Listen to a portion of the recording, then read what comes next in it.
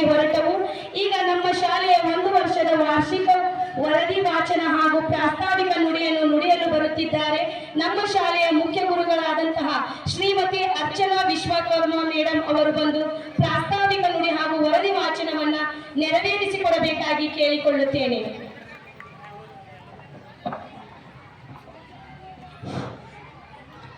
ಓಂ ಶ್ರೀ ಗುರು ಬಸವಲಿಂಗಾಯ ನಮಃ. ವಚನದಲ್ಲಿ ನಿಮ್ಮ ನಾಮಾಮೃತ ತುಂಬಿ, ನಯನದಲ್ಲಿ ನಿಮ್ಮ ಮೂರುತಿ ತುಂಬಿ, ಮನದಲ್ಲಿ ನಿಮ್ಮ ನೆನಹು ತುಂಬಿ, ಕಿವಿಯಲ್ಲಿ ನಿಮ್ಮ ಕೀರುತಿ ತುಂಬಿ, ಕೂಡಲ ಸಂಗಮ ದೇವ ನಿಮ್ಮ ಚರಣ ಕಮಲದೊಳಗಾಡು ತುಂಬಿ ಎಂದು ಶರಣಗಣದ ಮೂಲಕ ಜಗತ್ತಿಗೆ ವಚನಗಳ ಬೆಳಕು ನೀಡಿದ ಮಹಾನ್ ಮಾನವತಾವಾದಿ ವಿಶ್ವಗುರು ಕರ್ನಾಟಕದ ಸಾಂಸ್ಕೃತಿಕ ನಾಯಕ ಬಸವಣ್ಣನವರನ್ನು ಎನ್ನ ಮನದ ಮಂದಿರದಲ್ಲಿ ಪೂಜಿಸಿ ಆರಾಧಿಸಿ ನಮ್ಮ ನಿಮ್ಮೆಲ್ಲರ ಆರಾಧ್ಯ ದೈವರಾದ ಕರ್ನಾಟಕದ ಗಡಿ ಭಾಗದಲ್ಲಿ ಕನ್ನಡವನ್ನು ಉಳಿಸಲು ತನ್ನ ಇಡೀ ಜೀವನವನ್ನೇ ಮುಡಿಪಾಗಿಟ್ಟ ಈ ನೆಲದ ನಡೆದಾಡುವ ದೇವರು ಕನ್ನಡದ ಪಟ್ಟದೇವರಾದ ಮಕ್ಕಳಲಿಂಗ ಚಕ್ರವರ್ತಿ ಪರಮ ಪೂಜ್ಯ ಡಾಕ್ಟರ್ ಚನ್ನಬಸವ ಪಟ್ಟದೇವರನ್ನು ಎನ್ನ ಅಂತರಾಳದಲ್ಲಿ ಧ್ಯಾನಿಸಿ ಗುರುವಿನಂತೆ ಶಿಷ್ಯ ಎಂಬ ಮಾತನ್ನು ನಿಜಗೊಳಿಸಿ ಬಸವ ತತ್ವದ ಹಾದಿಯಲ್ಲಿ ಸಕಲ ಮನುಕುಲವೂ ಒಂದೇ ಎಂಬ ತತ್ವವನ್ನು ತಿಳಿದ ದೀನ ಬಂಧು ಅನಾಥರ ಪಾಲಕ ಮಾತೃ ಹೃದಯಿ ಕರುಣಾಮಯಿ ಬಸವ ಕಲ್ಯಾಣದ ಅನುಭವ ಮಂಟಪದ ಅಧ್ಯಕ್ಷರೂ ಆದ ನಾಡೋಜ ಡಾಕ್ಟರ್ ಬಸವಲಿಂಗ ಪಟ್ಟದವರಿಗೆ ನನ್ನ ಸಾಷ್ಟಾಂಗ ನಮಸ್ಕಾರವನ್ನೆರಗಿ ಸದಾ ಗುರುವಿನ ಕನಸನ್ನು ನನಸು ಮಾಡಲು ಅವರು ನುಡಿದ ನುಡಿಗಳನ್ನು ವೇದ ವಾಕ್ಯವನ್ನು ತಿಳಿದು ಅವುಗಳನ್ನು ಕಾರ್ಯರೂಪಕ್ಕೆ ತರಲು ತನ್ನ ಮನವನ್ನರ್ಪಿಸಿದ ಪೂಜ್ಯ ಗುರು ಬಸವ ಪಟ್ಟದ ಪಾದಗಳಿಗೆ ನನ್ನ ನಮನವನ್ನು ಸಲ್ಲಿಸಿ ಈ ಶಾಲೆಯ ಬೆನ್ನೆಲುಬು ನಮ್ಮೆಲ್ಲರ ತಾಯಿ ಪೂಜ್ಯ ಡಾಕ್ಟರ್ ಮಹಾದೇವಮ್ಮ ತಾಯಿಯವರಿಗೆ ಭಕ್ತಿಯ ನಮನಗಳನ್ನು ಸಲ್ಲಿಸಿ ಅಲ್ಲಮ ಪ್ರಭು ಜಯಂತ್ಯೋತ್ಸವದ ಹಾಗೂ ನಮ್ಮ ಶಾಲೆಯ 26ನೇ ವಾರ್ಷಿಕ ಸ್ನೇಹ ಸಮ್ಮೇಳನಕ್ಕೆ ತಮ್ಮ ಅಮೂಲ್ಯ ಸಮಯವನ್ನು ನೀಡಿ ನಮ್ಮ ಕರೆಗೆ ಓಗೊಟ್ಟು ಆಗಮಿಸಿ ಕಾರ್ಯಕ್ರಮದ ಮೆರಗನ್ನು ಹೆಚ್ಚಿಸಿದ ವೇದಿಕೆಯ ಮೇಲೆ ಆಸೀನರಾದ ಎಲ್ಲ ಅತಿಥಿ ಗಣ್ಯರಿಗೂ, ನಮ್ಮ ಸಂಸ್ಥಾನದ ಆಡಳಿತಾಧಿಕಾರಿಗಳಿಗೂ, ಸ್ಥಾನಿಕ ಕಮಿಟಿಯ ಅಧ್ಯಕ್ಷರು ಹಾಗೂ ಉಪಾಧ್ಯಕ್ಷರಿಗೂ, ಆದರಣೀಯ ಪಾಲಕರಿಗೂ, ನನ್ನ ಸಿಬ್ಬಂದಿ ವರ್ಗದವರಿಗೂ, ಕಾರ್ಯಕ್ರಮದ ಕೇಂದ್ರ ಬಿಂದುವಾದ ನನ್ನ ಮುದ್ದು ಮಕ್ಕಳಿಗೂ ನನ್ನ ಭಕ್ತಿಯ ಶರಣಾರ್ಥಿಗಳನ್ನು ಸಲ್ಲಿಸುತ್ತಾ ಈ ಕಾರ್ಯಕ್ರಮಕ್ಕೆ ಮತ್ತೊಮ್ಮೆ ತಮ್ಮೆಲ್ಲರಿಗೂ ಸ್ವಾಗತ ಸುಸ್ವಾಗತ. 2025-26ನೇ ಸಾಲಿನ ಅಂದಿನಿಂದ ಇಂದಿನವರೆಗೆ ನಮ್ಮ ಹಾದಿಯ ಸಿಂಹಾವಲೋಕನ ಜಯ ದಿಗ್ವಿಜಯಗಳ ಆಗು ಹೋಗುಗಳ ಉನ್ನತ ಪ್ರಗತಿಯ ಸಿಂಹಾವಲೋಕನ, ವರ್ತಮಾನದೊಂದಿಗೆ ಭವಿಷ್ಯದ ಸಂಕಲನ ಈ ನನ್ನ ವರದಿ ವಾಚನ. ನಮ್ಮ ಶಾಲೆಯು ಮೊಟ್ಟ ಮೊದಲು ಪೂಜ್ಯ ಶ್ರೀ ಮಕ್ಕಳಲಿಂಗ ಚಕ್ರವರ್ತಿ ಡಾಕ್ಟರ್ ಚನ್ನಬಸವ ಪಟ್ಟದೇವರ ಕರಕಮಲಗಳಿಂದ ಶಾಂತಿ ವರ್ಧಕ ಎಂಬ ಹೆಸರಿನಿಂದ ಸ್ಥಾಪಿಸಲಾಯಿತು. ಆಗ ಕೇವಲ 40 ಮಕ್ಕಳಿಗೆ ಅಪ್ಪಾಜಿಯವರೇ ಸ್ವತಃ ಅನ್ನದಾಸೋಹದೊಂದಿಗೆ ಜ್ಞಾನ ದಾಸೋಹವನ್ನು ಸಹ ಉಣಬಡಿಸಿದರು. ಆ ಸಮಯದಲ್ಲಿ ಕಟ್ಟಡವಾಗಲಿ ವಾಹನವಾಗಲಿ ಯಾವುದೇ ರೀತಿಯ ಸೌಲಭ್ಯಗಳಿರಲಿಲ್ಲ. ಪೂಜ್ಯರು ಸ್ವತಃ ತಾವೇ ಕಲ್ಲು ಕೆಸರು ಹೊತ್ತಿ ಕಟ್ಟಡವನ್ನು ಕಟ್ಟಲು ಪ್ರಾರಂಭಿಸಿದರು. ಸಂಗಮ ಎಂದರೆ ನದಿಗಳ ಮಿಲನಗಳ ಸ್ಥಳ ಎಂದರ್ಥ. ನಮ್ಮ ಸಂಗಮದಲ್ಲೂ ಸಹ ಮಾಂಜರ, ಕಾರಂಜ ಮತ್ತು ದೇವಣಿ 3 ನದಿಗಳು ಮಿಲನ ಹೊಂದಿದ್ದು ನಮ್ಮ ಸಂಸ್ಕೃತಿಯ ಪ್ರಕಾರ ಪವಿತ್ರ ಸ್ಥಳವಾಗಿದೆ.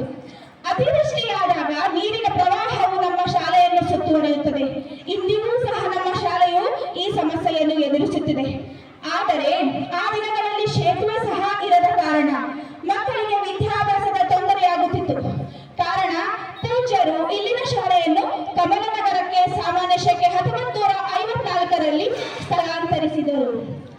ನಂತರದಲ್ಲಿ ಆಶ್ರಯವನ್ನರಿಸಿ ಬಂದ ಮಹಿಳೆಯರಿಗಾಗಿ ನೀಲಾಂಬಿಕಾ ಆಶ್ರಮವನ್ನು ಪೂಜ್ಯ ಡಾಕ್ಟರ್ ಚನ್ನಬಸವ ಪಟ್ಟದೇವರು ತಮ್ಮ ಕರಕಮಲಗಳಿಂದ ಸ್ಥಾಪಿಸಿದರು.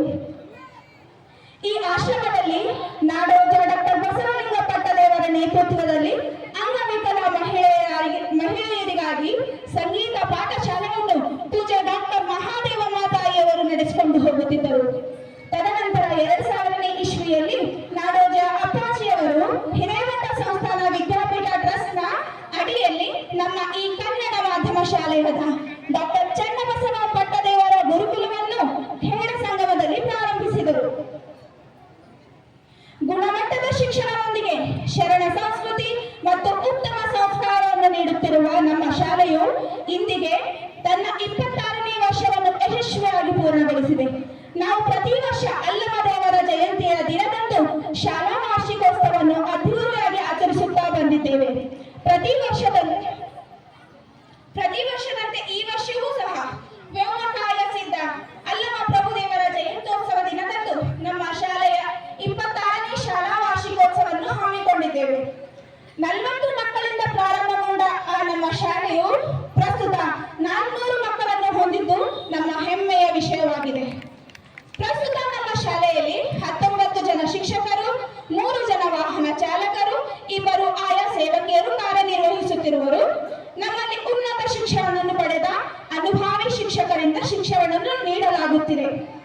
ಈ ಶೈಕ್ಷಣಿಕ ವರ್ಷದ ಪ್ರಾರಂಭೋತ್ಸವವನ್ನು ದಿನಾಂಕ 1 ಜೂನ್ 2026ರಂದು ಮಕ್ಕಳಿಗೆ ಪುಷ್ಪಾರೋಹಣದೊಂದಿಗೆ ಸ್ವಾಗತಿಸಿ ಬಸವ ಗುರುವಿನ ಭಾವಚಿತ್ರವನ್ನು ಪೂಜಿಸುವುದರ ಮುಖಾಂತರ ಆಚರಿಸಲಾಯಿತು. ನಮ್ಮ ಶಾಲೆಯಲ್ಲಿ ಪ್ರತಿ ಸೋಮವಾರ ಸಾಮೂಹಿಕ ಪ್ರಾರ್ಥನೆಯನ್ನು ಮಾಡುವುದರ ಮೂಲಕ ಮಕ್ಕಳಲ್ಲಿ ಆಧ್ಯಾತ್ಮಿಕ ಮನೋಭಾವವನ್ನು ಉತ್ತೇಜಿಸುತ್ತೇವೆ.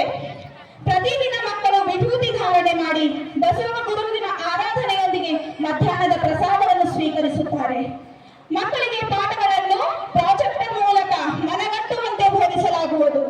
ಜೂನ್ 5ರಂದು ಪರಿಸರ ದಿನಾಚರಣೆಯನ್ನು ಸಸಿ ನೆಡುವುದರ ಮೂಲಕ ಪ್ರಸ್ತುತ ಜಗತ್ತಿಗೆ ಪರಿಸರದ ಅತ್ಯಗತ್ಯಗಳನ್ನು ತಿಳಿಸುವುದರ ಮೂಲಕ ಪರಿಸರ ದಿನಾಚರಣೆಯನ್ನು ಆಚರಿಸಲಾಯಿತು. ಜೂನ್ 21ಕ್ಕೆ ಯೋಗ ದಿನ, ಆಗಸ್ಟ್ 15ಕ್ಕೆ ಸ್ವತಂತ್ರ ದಿನಾಚರಣೆ, ಸೆಪ್ಟೆಂಬರ್ 5ಕ್ಕೆ ಶಿಕ್ಷಕರ ದಿನಾಚರಣೆ, ನವೆಂಬರ್ 14ಕ್ಕೆ ಮಕ್ಕಳ ದಿನಾಚರಣೆ, ಗಾಂಧಿ ಜಯಂತಿ, ಅಂಬೇಡ್ಕರ್ ಜಯಂತಿ, ಸಂವಿಧಾನ ದಿನ, ಹೀಗೆ ಎಲ್ಲಾ ಆಚರಣೆಗಳ ಮಹತ್ವವನ್ನು ಮಕ್ಕಳಿಗೆ ಮನಗಟ್ಟಾಗುವಂತೆ ತಿಳಿಸಿ ಆಚರಿಸಲಾಯಿತು. ನವೆಂಬರ್ 26ಕ್ಕೆ ಬಸವ ಕಮ್ಮಟ ಉತ್ಸವಕ್ಕೆ ಬಸವ ಯಾತ್ರೆಯು ನಮ್ಮ ನೀಲಾಂಬಿಕಾ ಆಶ್ರಮದಿಂದ ಬಸವ ಕಲ್ಯಾಣದೆಡೆಗೆ ಕಾಲ್ನಡಿಗೆಯಲ್ಲಿ ಹೊರಟಿತು. ಮಕ್ಕಳು ವಚನ ನೃತ್ಯವನ್ನು ಮಾಡುವುದರ ಮುಖಾಂತರ ಸಮಾರಂಭಕ್ಕೆ ಮೆರುಗು ನೀಡಿದರು.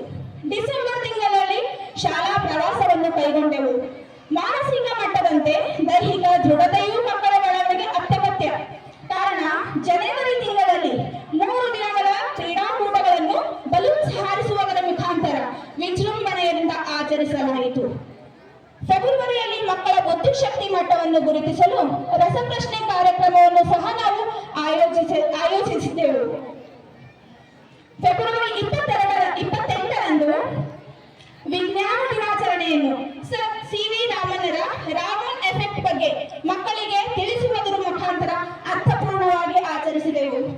ನಮ್ಮ ಶಾಲೆಯಲ್ಲಿ ಪ್ರತಿಯೊಂದು ಪಾಠದ ನಂತರ 15 ಅಂಕಗಳ ಘಟಕ ಪರೀಕ್ಷೆಯನ್ನು, ಪ್ರತಿ ತಿಂಗಳು 50 ಅಂಕಗಳ ಮಾಸಿಕ ಪರೀಕ್ಷೆಯನ್ನು ತೆಗೆದುಕೊಳ್ಳಲಾಗುವುದು. ಪ್ರತಿ ಮಾಸಿಕ ಪರೀಕ್ಷೆಯ ನಂತರ ಮಕ್ಕಳ ಅಭಿವೃದ್ಧಿ ಕುರಿತು ಶಿಕ್ಷಕರೊಂದಿಗೆ ಪಾಲಕರ ನೇರ ಚರ್ಚೆಗೆ ಪಾಲಕರ ಸಭೆಯನ್ನು ನಡೆಸಲಾಗುವುದು. ಮಕ್ಕಳ ಅಭಿವೃದ್ಧಿಯ ಮಟ್ಟವನ್ನು ತಿಳಿಯಲು ನಮ್ಮ ಹಿರೇಮಠ ಸಂಸ್ಥಾನದ ಅಡಿಯಲ್ಲಿ ಮೌಲ್ಯಾಂಕನ ಪರೀಕ್ಷೆಗಳನ್ನು ಸಹ ನಡೆಸಲಾಗುವುದು. ಪ್ರತಿ ತಿಂಗಳು ಉತ್ತಮ ಅಂಕ ಗಳಿಸಿದ ಮಗುವಿಗೆ ಬಹುಮಾನ ನೀಡುವುದರ ಮುಖಾಂತರ ಮಕ್ಕಳಲ್ಲಿ ಓದುವ ಹುಮ್ಮಸ್ಸನ್ನು ಹೆಚ್ಚಲು ಪ್ರಯತ್ನಿಸುತ್ತೇವೆ. ನಮ್ಮ ಶಾಲೆಯಲ್ಲಿ ಓದಿದ ಮಕ್ಕಳು 10ನೇ ತರಗತಿಯಲ್ಲಿ ಉತ್ತಮ ಅಂಕಗಳನ್ನು, ರ್ಯಾಂಕ್ಗಳನ್ನು ಪಡೆಯುವುದರ ಮುಖಾಂತರ ಶಿಕ್ಷಕರ ಶ್ರಮಕ್ಕೊಂದು ಅರ್ಥ ನೀಡುತ್ತಿದ್ದಾರೆ. ಇಲ್ಲಿ ಕಲಿತ ಅನೇಕರು ಡಾಕ್ಟರ್, ಟೀಚರ್, ಇಂಜಿನಿಯರ್ ಹೀಗೆ ಉನ್ನತ ಹುದ್ದೆಗಳನ್ನು ಅಲಂಕರಿಸಿದ್ದು ನಮ್ಮ ಹೆಮ್ಮೆಯ ವಿಷಯ. ಪ್ರತಿ ವರ್ಷ ನಮ್ಮ ಶಾಲೆಯ ಮಕ್ಕಳು ನವೋದಯ, ಸೈನಿಕ, ಮೊರಾರ್ಜಿ ದೇಸಾಯಿ ಇಂತಹ ಅನೇಕ ಸ್ಪರ್ಧಾತ್ಮಕ ಪರೀಕ್ಷೆಗಳಲ್ಲಿ ಉತ್ತೀರ್ಣರಾಗುತ್ತಿದ್ದಾರೆ. ನಮ್ಮ ಪೂಜ್ಯರ ಒಳ್ಳೆಯ ಶಿಕ್ಷಣಕ್ಕೆ ಇನ್ನೊಂದು ಹೆಸರಾದ ಅನುಭವ ಮಂಟಪ ಸಂಸ್ಕೃತಿ ವಿದ್ಯಾಲಯವೂ ಸಹ ನಮ್ಮ ಶಾಲೆಯಿಂದ ಮಕ್ಕಳು ಆಯ್ಕೆಗೊಳ್ಳುತ್ತಿದ್ದಾರೆ. ಭೂಮಿಗೆ ಬಿದ್ದ ಬೀಜ, ಎದೆಗೆ ಬಿದ್ದ ಅಕ್ಷರ, ಇಂದಲ್ಲ ನಾಳೆ ಫಲ ಕೊಡುವುದು ಎಂಬ ದೇವನೂರು ಮಹಾದೇವನವರ ಮಾತಿನಂತೆ ನಮ್ಮಲ್ಲಿ ಕಲಿತ ವಿದ್ಯಾರ್ಥಿಗಳು ಸಾಧಿಸಿ ತೋರಿಸುತ್ತಿದ್ದಾರೆ. ಕೇವಲ ಓದಿನಲ್ಲದೆ ಕ್ರೀಡೆಯಲ್ಲೂ ಸಹ ನಮ್ಮ ಮಕ್ಕಳು ಎಲ್ಲರಿಗಿಂತ ಮುಂದೆ ಇದ್ದಾರೆ. ಹೋಬಳಿ ಮಟ್ಟದ ಕ್ರೀಡಾಕೂಟದಲ್ಲಿ 26 ಮಕ್ಕಳು ಪ್ರಥಮ, 8 ಮಕ್ಕಳು ದ್ವಿತೀಯ ಮತ್ತು 4 ಮಕ್ಕಳು ತೃತೀಯ ಸ್ಥಾನವನ್ನು ಪಡೆದು ತಾಲೂಕು ಮಟ್ಟಕ್ಕೂ ಸಹ ಆಯ್ಕೆಯಾಗಿದ್ದು ನಮಗೆಲ್ಲರೂ ಹೆಮ್ಮೆ. ಅದೇ ರೀತಿ ಪ್ರತಿಭಾ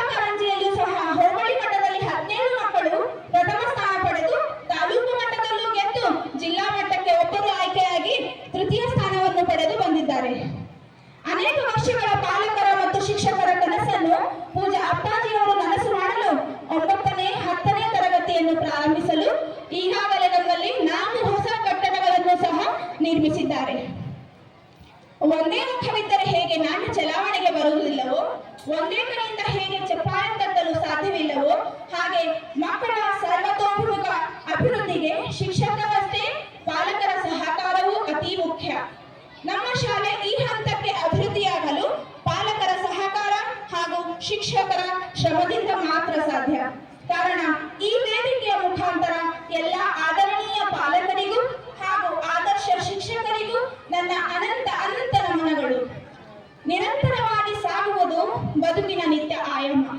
ಕನಸು ಮಕ್ಕಳಲ್ಲಿ ಬಂದು ಭರವಸೆಯ ಹಾದಿಯಲ್ಲಿ ನಡೆದು ಇದೀಗ ಯಶಸ್ಸಿನ ಇನ್ನೊಂದು ಮೆಟ್ಟಲಿಗೆ ಕಾಲಿಡುತ್ತಿರುವ ನನ್ನ ಎಲ್ಲ ಮುದ್ದು ಮಕ್ಕಳು, ನಮ್ಮೆಲ್ಲರ ಆರಾಧರಾದ ಮಧ್ವನಲಿಂಗ ಚಕ್ರವರ್ತಿ ಡಾಕ್ಟರ್ ಚನ್ನಬಸವ ಪಟ್ಟದೇವರ ಕೃಪಾಶೀರ್ವಾದದಿಂದ ಹಾಗೂ ನಾಡೋಜ ಡಾಕ್ಟರ್ ಬಸವಲಿಂಗ ಪಟ್ಟದೇವರ ಆಶ್ರಯದಲ್ಲಿ ಉಜ್ವಲ ಭವಿಷ್ಯವನ್ನು ರೂಪಿಸಿಕೊಳ್ಳಲಿ ಎಂದು ಆಶಿಸುತ್ತಾ, ನನಗೆ ಈ 2025-26ನೇ ಸಾಲಿನ ಶಾಲಾ ವಾರ್ಷಿಕ ವರದಿಯನ್ನು ತಮ್ಮೆದುರು ಪ್ರಸ್ತುತಪಡಿಸಲು ಅನುವು ಮಾಡಿಕೊಟ್ಟ ತಮ್ಮೆಲ್ಲರಿಗೂ ಮನಪೂರ್ವಕ ಧನ್ಯವಾದಗಳು. ಶರಣು ಶರಣಾರ್ಥಿ.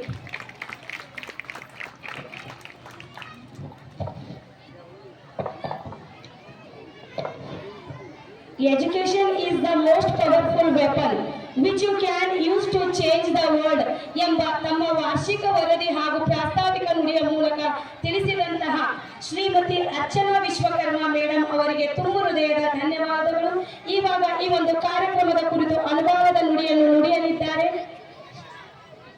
ಶರಣ ಡಾಕ್ಟರ್ ಶಿವಲಿಂಗ್ ಹೇಡೆ, ರಾಜ್ಯ ಸಂಪನ್ಮೂಲ ಶಿಕ್ಷಕ.